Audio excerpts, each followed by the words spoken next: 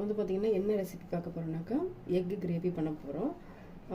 இது வந்து பார்த்திங்கன்னா ரொம்ப டேஸ்ட்டாக இருக்கும். ஃபஸ்ட்டு கொஞ்சமாக ஆயில் விட்டுக்கலாம். அதுக்கப்புறம் பார்த்திங்கனாக்கா அதுக்கப்புறம் என்ன ஆட் பண்ணுறேன்னாக்கா 2 கிராம்பு, பட்டை, அதுக்கப்புறம் பிரிஞ்சி இலை ஒன்று ஆட் பண்ணியிருக்கேன். அது நல்லா வந்து பொரியட்டும். அப்புறம் வந்து 1/2 ஸ்பூன் வந்து சோம்பு வந்து ஆட் பண்ணியிருக்கேன். நான் இதில் என்னென்ன ஆட் பண்ணியிருக்கேன்னு பார்த்தீங்கன்னா இதை வச்சு தான் நம்ம வந்து கிரேவி பண்ண போகிறோம்.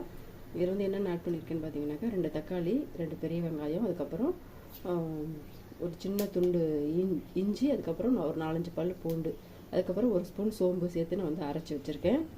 இது வந்து நல்லா பொரிஞ்சிடுச்சு. இது வந்து நம்ம அதுக்கு ஆட் பண்ணிக்கலாம்.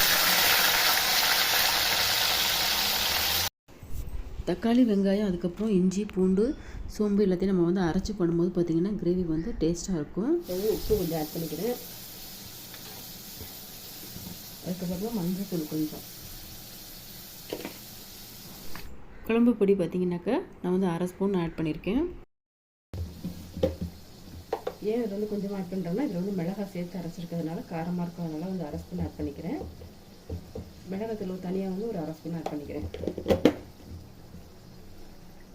கரம் மசாலா வந்து 1 ஸ்பூன் கிட்ட ஆட் பண்ணிக்கிறேன். எல்லாத்தையும் நல்லா வந்து மிக்ஸ் பண்ணி விட்டுருவோம். மிக்ஸ் பண்ணி நல்லா வதக்கி விட்டுக்கலாம். இது வந்து கொஞ்சம் எண்ணெய் பிரிஞ்சு வர வரைக்கும் வதக்கணும். அப்போ தான் நல்லா டேஸ்ட் நல்லாயிருக்கும். இது கூட 2 பச்சை மிளகாய் ஆட் பண்ணியிருக்கேன். இப்போ வந்து பார்த்திங்கன்னா எண்ணெய் நல்லா பிரிஞ்சு வந்துருச்சு. இந்த டைமில் நான் வந்து பாயில் பண்ணி வச்ச முட்டையை வந்து நான் ஆட் பண்ணிக்கிறேன். நான் வந்து 3 முட்டை பாயில் பண்ணி வச்சுருக்கேன். அதை வந்து நான் வந்து கட் பண்ணி ஆட் பண்ணிக்கிறேன்.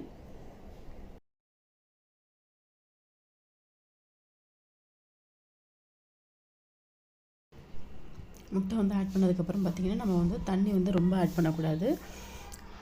செமி கிரேவியாக தான் இது வந்து இருக்கணும். அப்போ தான் நல்லாயிருக்கும். நான் வந்து ஒரு 1/2 கிளாஸ் மட்டும் வந்து தண்ணி ஆட் பண்ணிக்கிறேன். தண்ணி ஆட் பண்ணிட்டு பார்த்திங்கனாக்கா கொஞ்சமாக நம்ம வந்து மிக்ஸ் பண்ணி விட்டுட்டு ஒரு 5 நிமிஷம் மூடி நம்ம வந்து வேக வச்சா போதும். கிரேவி பார்த்திங்கன்னா ரெடி ஆயிடும்.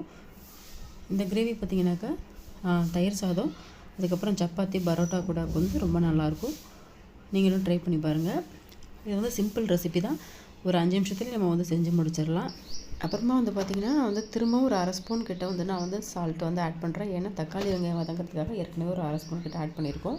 இப்போ திரும்பவும் ஒரு 1/2 ஸ்பூன் கிட்ட ஆட் பண்ணி நல்லா மிக்ஸ் பண்ணி விட்டுட்டு ஒரு 5 நிமிஷம் மூடி வச்சு கொதிக்க விட்டால் போதும். கிரேவி வந்து ரெடி ஆகிடும். இப்போ வந்து பார்த்திங்கன்னா முட்டை கிரேவி வந்து ரெடி ஆகிடுச்சு. இந்த டைமில் நம்ம வந்து லாஸ்ட்டாக வந்து கொத்தமல்லி, அதுக்கப்புறம் கருவேப்பிலை,